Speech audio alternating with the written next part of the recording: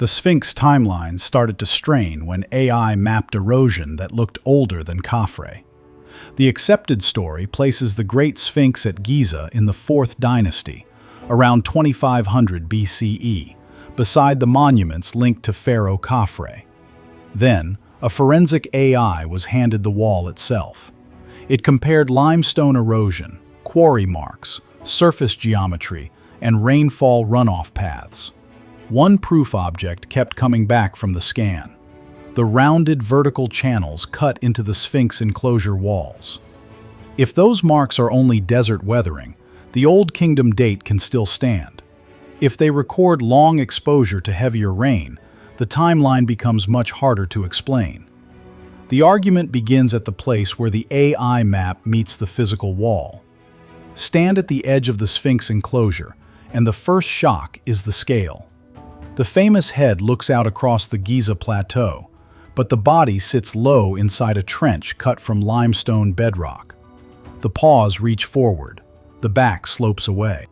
The flanks carry scars from ancient damage, modern repairs, and centuries of exposure.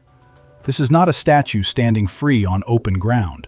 It is a body carved from living rock, trapped inside the quarry hollow that produced it. The walls around it are part of the evidence. Giza today is dry. The light is harsh. Wind drives sand against the limestone, and heat moves through the stone from morning until night. Salt crystals grow inside cracks, expand, and flake the surface away. Repair blocks sit across the body like patches, placed during different attempts to keep the figure from falling apart. That is the ordinary explanation you can see for yourself. Desert, wind, salt, heat, age. But the enclosure walls do not all tell the same story. Some surfaces look rough and broken in ways that fit quarrying and wind abrasion. Other surfaces carry rounded vertical channels running down the wall like old drainage scars. They are not straight saw cuts. They are not the clean bite of a chisel. Their edges are softened. Their faces are recessed. Keep that detail in mind.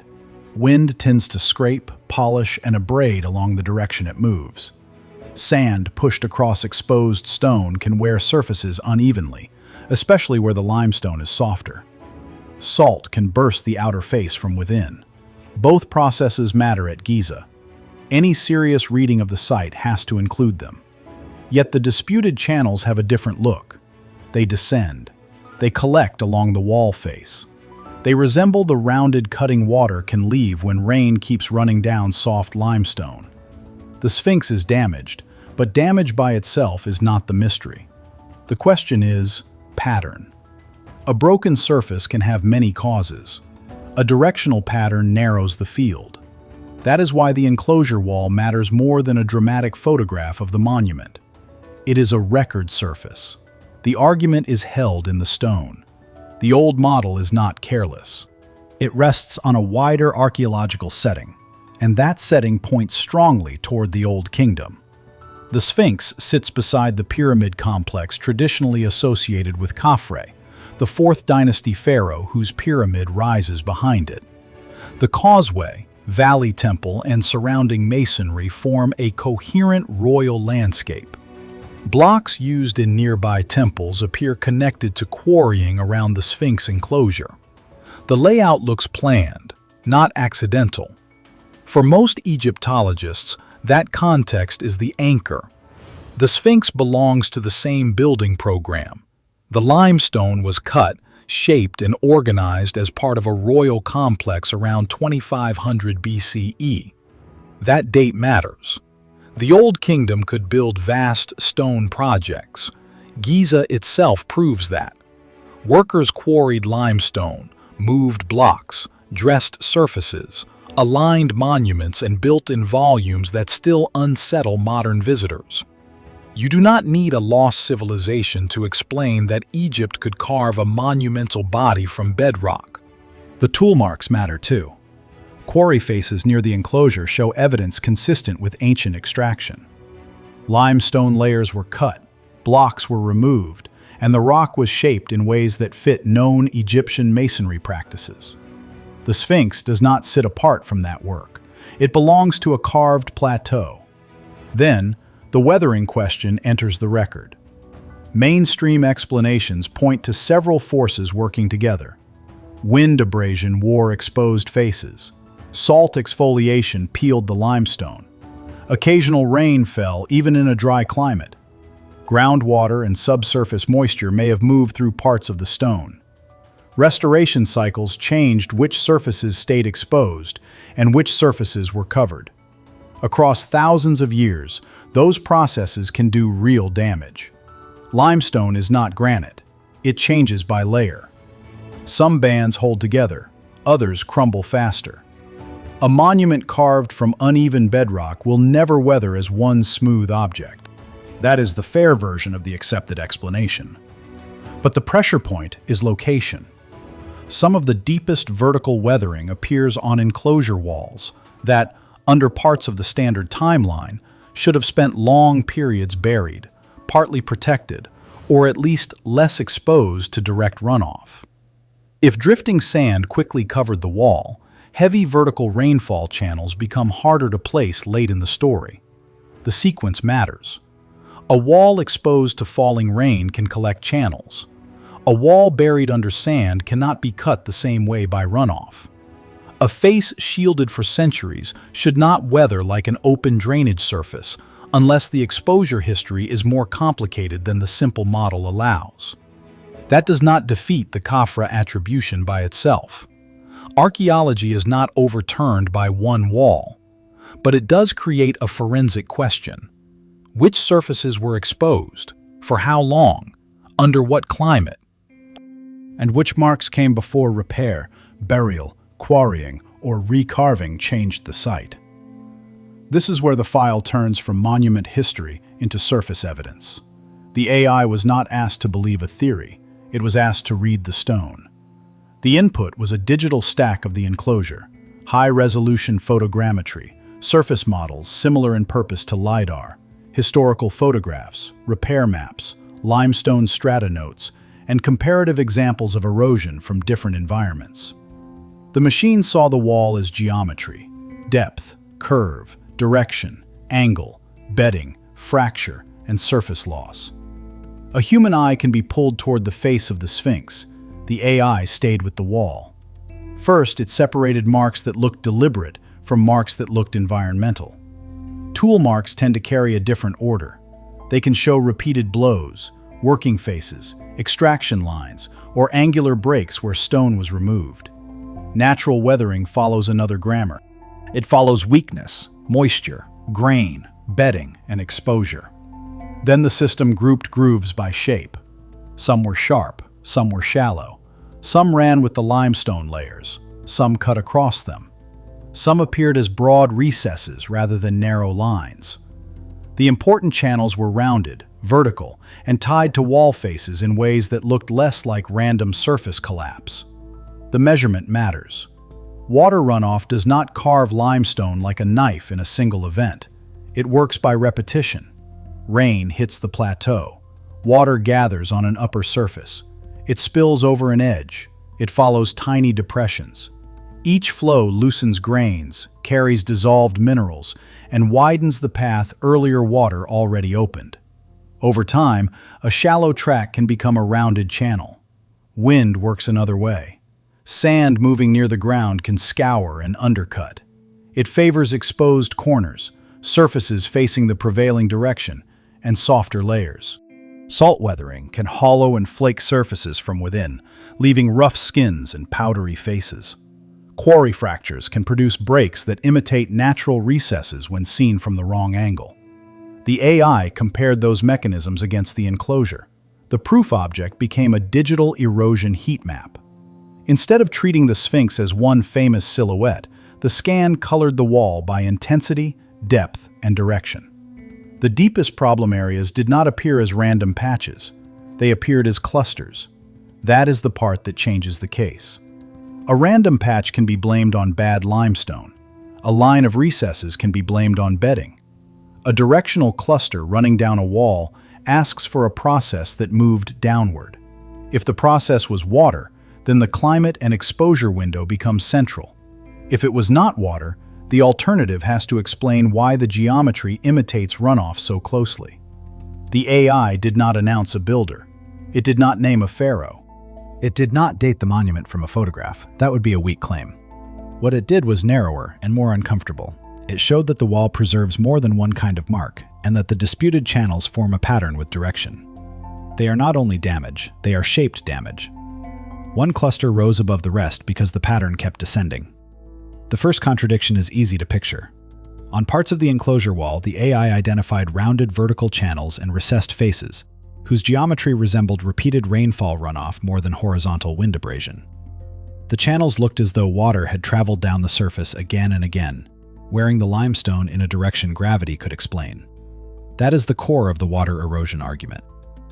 The idea became widely associated with writer John Anthony West and geologist Robert Schoch, who argued that the erosion around the Sphinx enclosure looked more consistent with prolonged rainfall than with only desert wind and sand. Their conclusion challenged the standard Old Kingdom date, because sustained wetter conditions would point back toward earlier climate periods. Mainstream Egyptology has long disputed that reading. Many scholars argue that the archaeological context still supports Khafre. They point to the Giza complex, quarrying evidence, temple masonry, restoration history, and the known vulnerability of the local limestone. In that view, water erosion is overstated, misread, or explainable within a long Old Kingdom and later exposure history. The dispute is not a simple fight between evidence and blindness. It is a fight between two kinds of evidence. Archaeology asks where the monument sits in human context. Geology asks what process shaped the stone. The difficulty begins when the context and the stone appear to lean in different directions. The AI sharpened that conflict by treating the grooves as geometry. A rainfall channel has a profile. It tends to be rounded, softened, and vertically organized.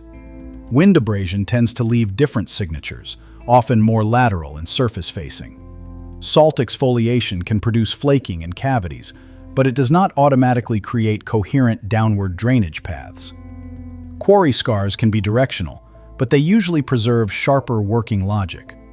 The disputed channels did not all fall into one category. That matters.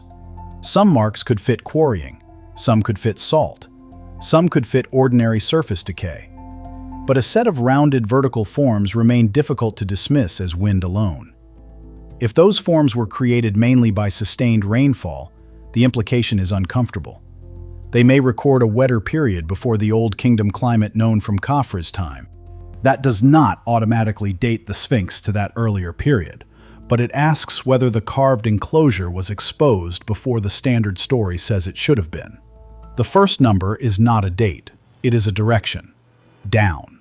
Down the wall, across the face, into rounded cuts that look tied to water movement. The AI could not ignore the geometry because the geometry repeated. That is why the title promise matters. The timeline is hard to explain because the wall may preserve weather older than the monument's accepted archaeological placement. But the wall is not the whole monument. The catch is that the Sphinx is not one uniform object. Its head, body, enclosure walls, repair masonry, quarry faces, and surrounding temple blocks do not share one clean exposure history. They were shaped, damaged, buried, uncovered, restored, patched, and argued over across thousands of years. A single cause cannot be laid over the whole site without losing evidence. The AI found that difference immediately. The body of the Sphinx shows heavy decay, but not all of it matches the enclosure wall. The head is carved from harder limestone and appears less eroded than the body below. Its proportions have long raised questions because the head seems small compared with the massive body. Some researchers have suggested recarving, while others argue that stone quality, artistic choice, and later damage can account for the difference. The enclosure walls carry another history. They are quarry faces, exposure surfaces, and possible runoff surfaces all at once. A wall can preserve tool marks from extraction, natural weathering from exposure, and later damage from salt or restoration. These layers can overlap. That is the complication the simple argument misses. Tool marks may support Old Kingdom work nearby. Water-shaped erosion may belong to exposed wall surfaces, older rock faces, or mixed phases of carving and exposure. Repair blocks may hide original surfaces. Later clearing operations may have revealed stone that then weathered under different conditions. Ancient sand cover may have protected some zones while leaving others open. The same site can preserve more than one timeline. That sentence is the pressure point. The AI could not prove who carved the first recognizable form. It could not say whether Khafre ordered the Sphinx, inherited a partly shaped rock, modified an older sacred form, or built his complex around an existing feature. Those are historical claims, and historical claims need more than surface geometry. But the AI could challenge one narrower assumption, that all visible weathering fits neatly within one 4th Dynasty construction event and later desert exposure. The old answer gets worse because it has to explain too much with one sequence. If the Sphinx was carved around 2500 BCE, and the enclosure was soon vulnerable to wind, salt, and limited rain, then the vertical channels must fit within that exposure. If the enclosure was buried for long intervals, then the window for rainfall erosion becomes shorter. If the channels require a longer wet period, then the surface must have been exposed earlier, or the process must be something else that imitates rain. Each option has a cost. A purely Old Kingdom model must explain the water-like geometry. A pre-Old Kingdom model must explain the archaeological setting. A mixed model must explain how older weathering and later royal construction occupy the same monument without leaving a clean dividing line. That is why the case does not close. The heat map did not hand over a full rewrite of Egyptian history. It handed over a conflict between process and context. The stone appears to remember exposure. The archaeology appears to remember Khafre. The question is whether both memories can be true. To test that, the record has to widen beyond one wall. The deeper proof chain moves from the enclosure to the whole plateau. The Sphinx body matters because it does not weather evenly. The lower layers are softer, more vulnerable, and more often repaired. Some bands have lost more material than others. The surface can look scalloped, patched, and broken because the limestone itself changes character from layer to layer. That weakens any claim that one visual pattern explains everything. At the same time, the wall channels remain. Layered limestone can exaggerate erosion, but bedding alone does not answer every downward groove. If water once moved repeatedly over those faces, the layers would guide and intensify the damage. Stone quality and water could work together, not compete as explanations. The head adds another problem. It is smaller in proportion to the body than many viewers expect. It is also less eroded. Some have proposed that the head was recut from an earlier form, perhaps from a weathered lion body or a natural outcrop shaped before Khafre.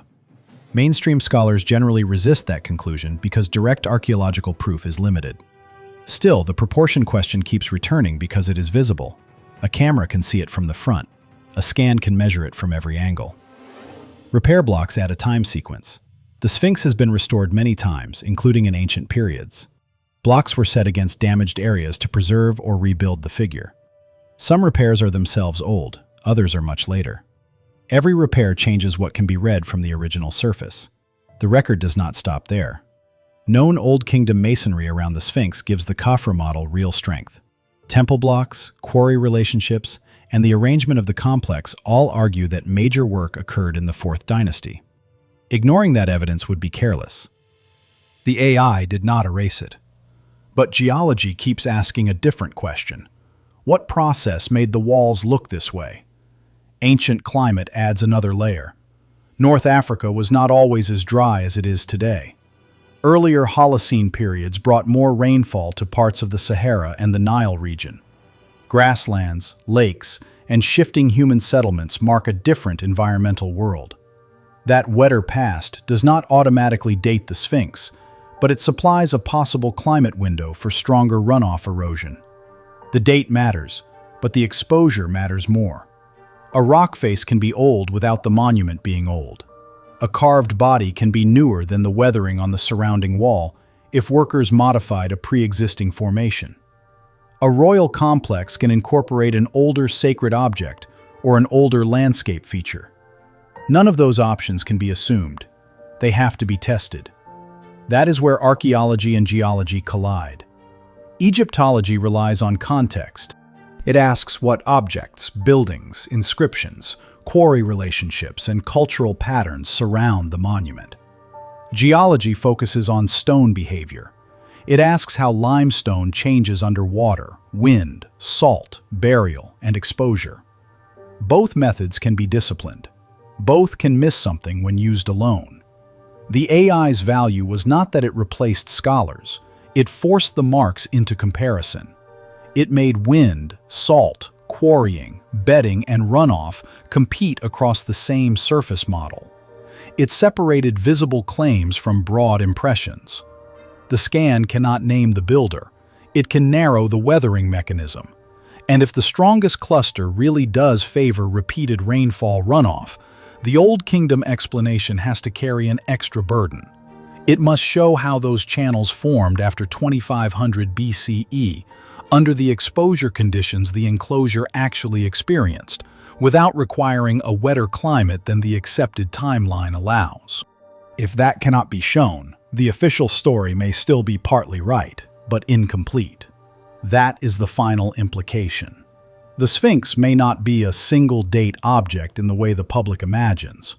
The strongest water erosion reading does not require saying the entire monument must be pre-dynastic. That would outrun the evidence. It does not require claiming Egyptologists hid a finished answer. The archaeological context is too important for that. The harder possibility is more layered. The rock face, enclosure wall, protoform, or earliest carved phase could carry an older weathering history, while the visible royal monument received major Old Kingdom shaping, recarving, repair, or integration under Khafre's building program. In that model, the Sphinx becomes an overwritten record in stone, a monument where one era carved over the exposure record of another. That is the uncomfortable result. The official timeline may be right about a major 4th dynasty phase, and still incomplete about what existed before it. Khafre may have commissioned the known monument, or his builders may have reshaped something already meaningful on the plateau. The enclosure may remember water that the finished royal complex does not explain. The AI did not deliver a full rewrite. It delivered a pressure point. Return to the first map. The heat signature is still there. The vertical channels still descend through the wall. The rounded recesses still ask whether water worked on that surface longer than the standard model allows. If wind made them, the alternative must explain the direction. If salt made them, the alternative must explain the channel geometry. If quarrying made them, the alternative must explain the softened runoff-like profiles. If rainfall made them, the timeline must explain when the wall stood exposed to enough water. That is why the case remains open. The Sphinx does not need fantasy to become difficult. It only needs a wall, a surface model, and a pattern that refuses to fit comfortably inside one clean date. The data can prove less than believers want and more than skeptics prefer. It cannot name a vanished builder. It cannot assign motive. It cannot turn a channel into an inscription. But it can say that stone remembers process, and the process on the enclosure wall may not be as simple as the textbook version sounds. The first number has not changed. Around 2500 BCE remains the accepted Khafre-era anchor. The first proof object has not changed either. The erosion channels still cut down the wall. The conflict is between them. So where do you land? Is this a failed explanation, a misread natural process, an older sacred monument, or a layered construction history that Egyptology has not fully absorbed? If you think wind abrasion and salt weathering can explain the channels, the strongest evidence is the desert itself. The Sphinx has spent centuries under heat, sand, and mineral attack. Limestone can suffer without needing a wet or lost age. If you think rainfall runoff is the cleaner reading, the strongest evidence is the wall geometry. Rounded vertical erosion is hard to make from horizontal wind alone, and buried stone should not behave like an open drainage face. If you hold to the Khafre date, the archaeological context is your anchor. The causeway, temples, quarry work, and royal landscape all point toward the 4th dynasty. If you think the Sphinx is layered, the enclosure wall becomes the missing chapter. The monument may contain Old Kingdom work placed over a surface with an older exposure record. That is the verdict the wall asks for.